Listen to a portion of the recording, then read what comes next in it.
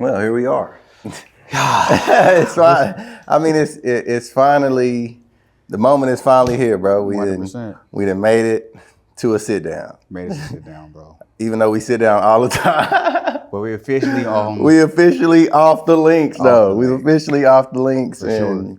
You know, it's cool, bro. I mean, our journey goes back. 100%.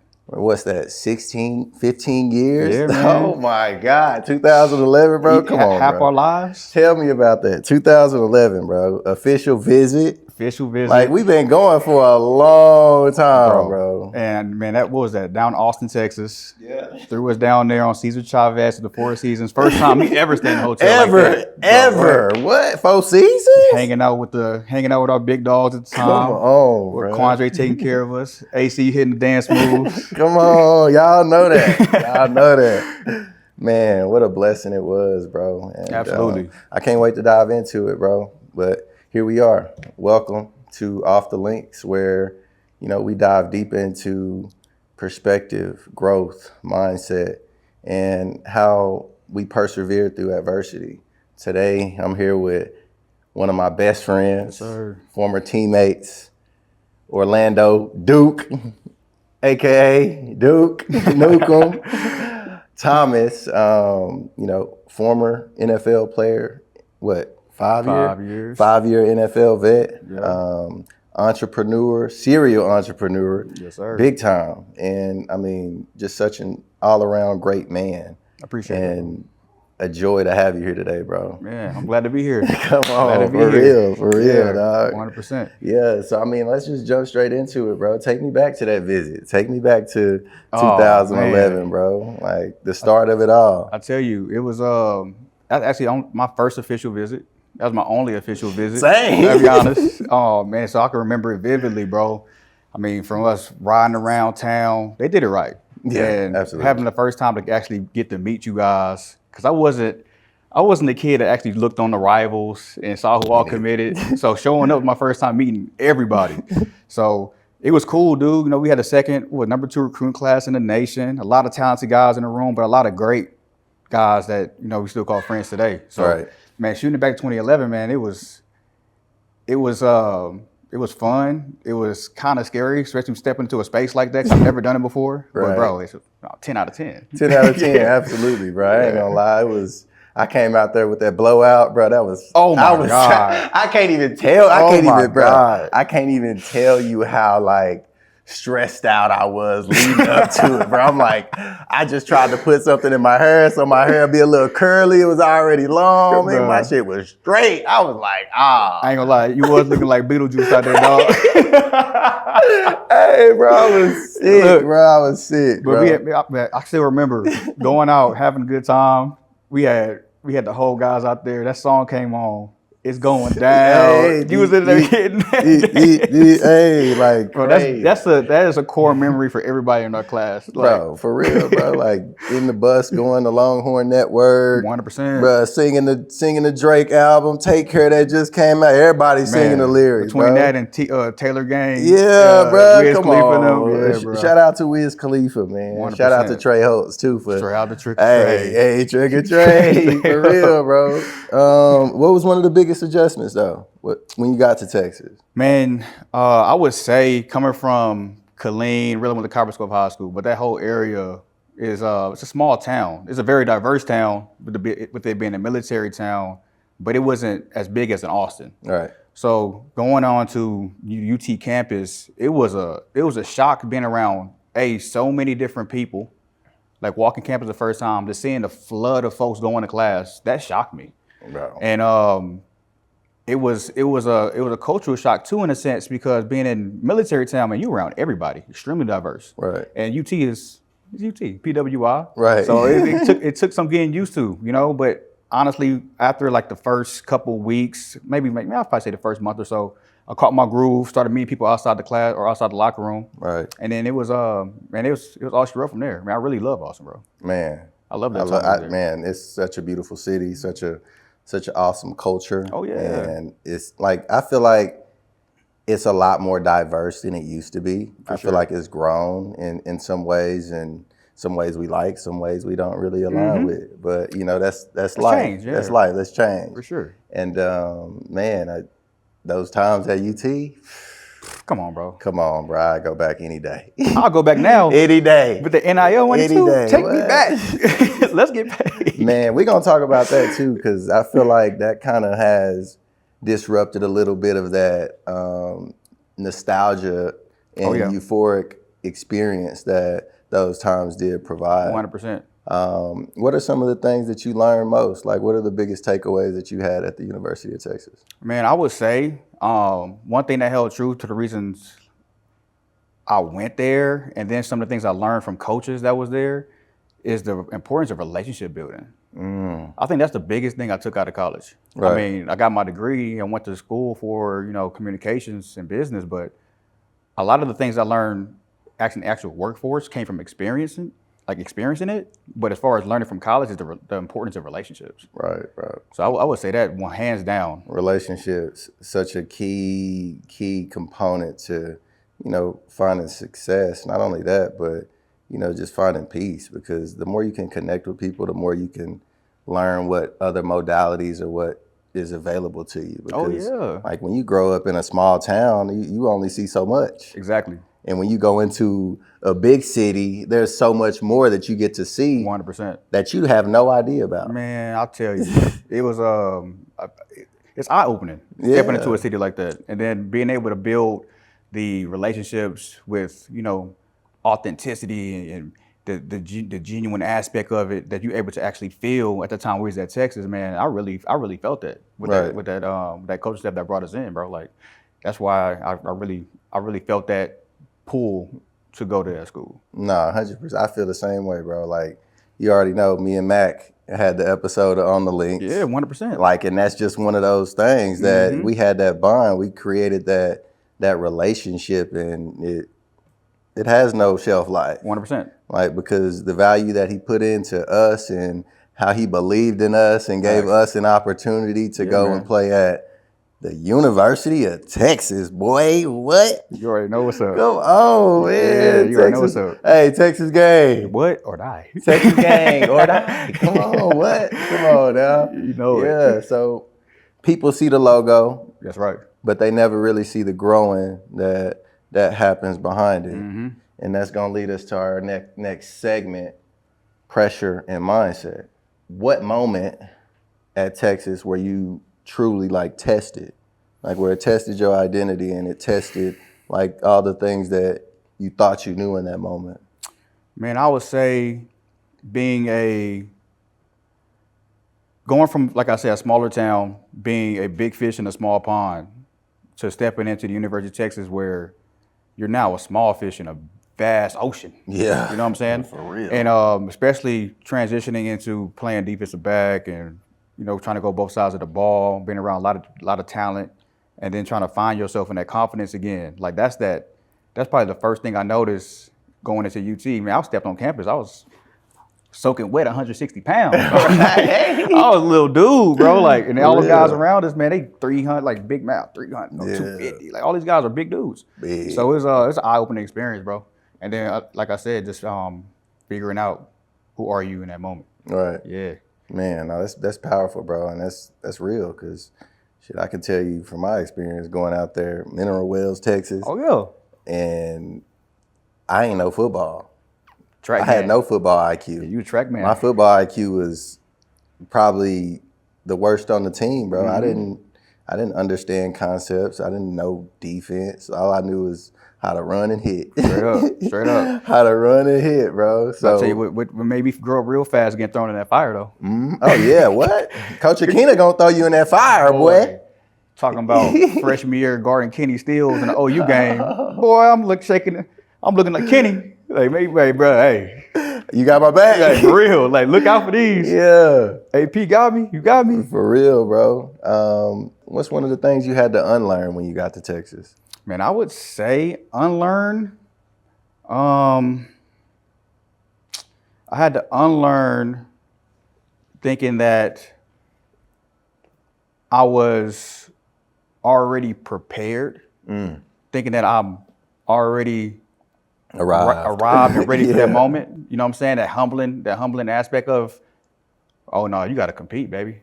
Right. Like ain't nothing about to be given to you, which I've experienced. But then you know you go through that phase, and then you become the guy, and then you go back to that stage again where, oh, every week next man up. I Right. mean, I remember competing with Sherrod and JT. Who Yeah. gonna be that guy every week? Coach like, oh no, you the guy. Oh no, you the guy. I'm like, God, what can I do to make the difference? You know what Right. I'm saying? But that's definitely it, bro, for Man, sure. I mean that's powerful, bro. And I guess that leads me to my next question. Like with all of that going on, the constant rotation, like how did you stay grounded?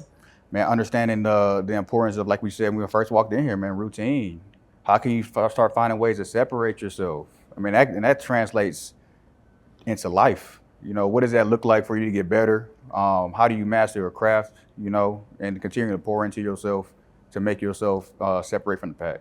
Man, no, I respect that, bro. And like one of the cool things that I've been able to see about you, like that you've taken from the game, is how you've taken the same approach to life and fatherhood. Yes, sir. Like, how has that been a, how has that routine and the foundation, how has that been as a father? You know, the biggest thing is that consistency. You know, and we talked about this, and testament to our relationship is the reason why I have the relationship I have now All right. with my son. It's finding that consistency and that balance, removing your ego out of situations and figuring out what's most important. You Right. know, finding those priorities and getting everything aligned. So I would say that's definitely the biggest thing that I can say for that translates from, you know, the game into fatherhood. All right. So applying that to fatherhood, like how did that process look? Like what did that look like for you? And it came down to, like I said, removing the ego out of the situation, finding that balance to be present, and then showing up, because a kid don't need a highlight real dad, bro. Like Right. they just need somebody there, Right. and that's something that um, I learned. That's all reflect back on how my pops was and how he was there for me, and those are the things he instilled that you're able to Yeah. watch and learn from. So just being able to recreate, you know, those wins that I witnessed and just pour it down into mine. Yeah. How does that empower you knowing that like you're doing everything that you can and taking every step and opening your mind up to learning about it? Because I think that's one thing that kind of hinders a lot of people, like especially a lot of fathers. Like I got to see it a lot growing up, like not in my own dad, but in like my friends' dads and my brother's dads. Like they weren't there. They weren't showing up. They weren't going the extra mile to, you know, see their boys and Right. make sure that they were fed, they were being supported, that they knew they had somebody that had their back. I guess that kind of leads into the next question, like what practices do you keep to keep your mind like still? Like because, you know, with business, with being a parent ain't easy. Yeah. Like it's not. And it takes a lot of effort.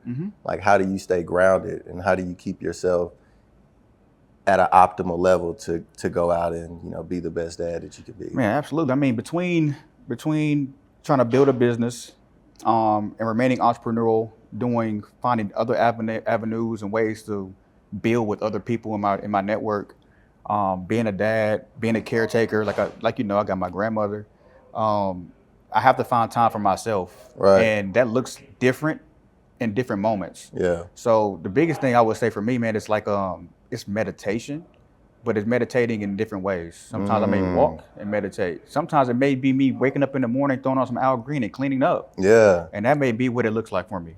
So it's just finding different ways to find that peace, to be with myself, with my thoughts, and find and out kind of plan and see what I'm gonna do today. Right. And I took that from one of our other teammates. You know, like when you wake up, what do you see yourself doing today? Kind of go through that mental that mental steps throughout the day, but then Right. execute it. 100%. And then that right there is the biggest thing, is just being a doer, bro. Like that's what I think is very important, is finding ways to actually execute on the things you say you want to do. Because that separates you from a lot of folks. A lot of people have plans and ideas. So I guess that takes us to our next segment where we talk about energy, because in order to do things, you need the energy to do it. That's right. That's right. Like, so how do you get your energy to do the things that you do?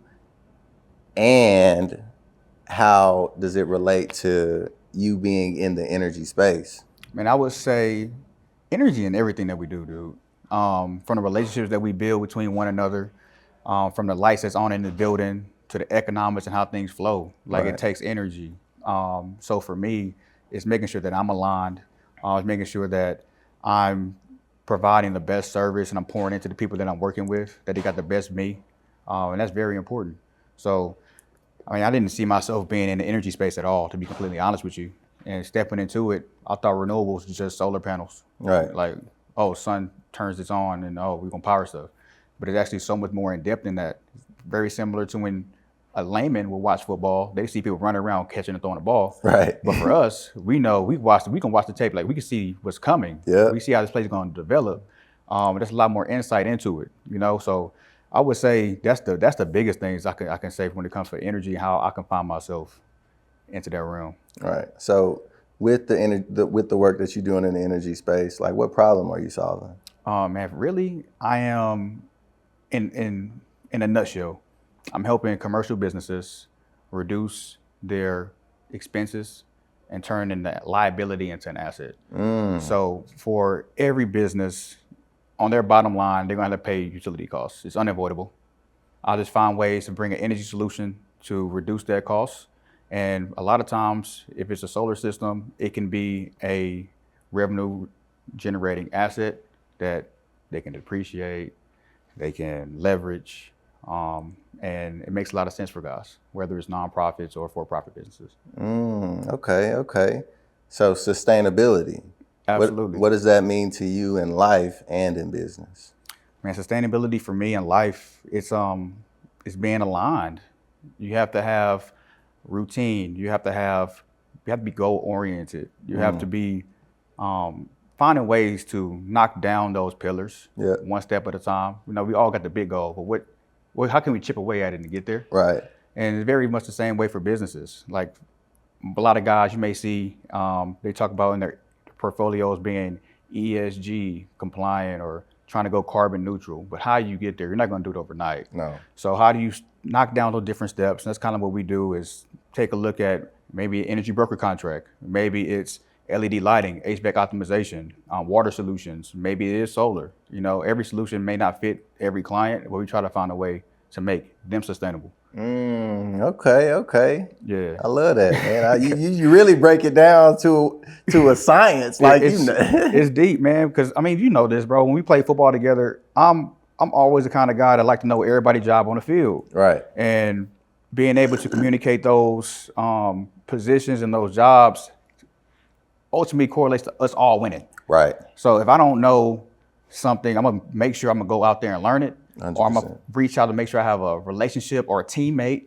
that we can develop to make that happen for other success for the win, whether it's for football or the win for that business or client. Man, I love that, bro. And I mean, I guess that takes us to our rapid fire questions. Hot seat. First thing that come to mind, bro. Okay. A habit you swear by. Consistency.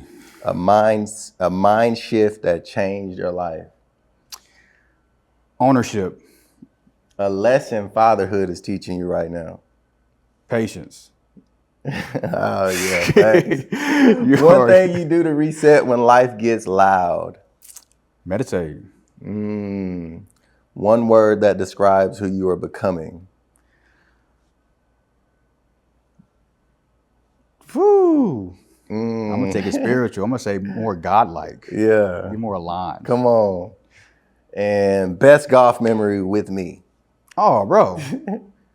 That's easy. 2024 PGA Valhalla. Come on, that was so We walking lit. out there and I see Tiger Woods, bro. Tiger Woods, we walking with Tiger, bro. Come on, man. What? That's hands down my best golf memory with you, Bro, and that's crazy because that was my first ever golf event. Me too. So like, yeah, man, we kicked it off just right. oh, me, that ain't no better way to kick off a golf event than Come following on. Tiger Woods, bro. Man. Come on, man. All right, so we had our Sim Challenge segment. Duke, Yes, sir.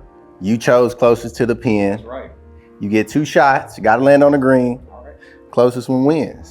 I'll take the honors. Okay. We You got go first. We got hole number 7 at Blue Jack National.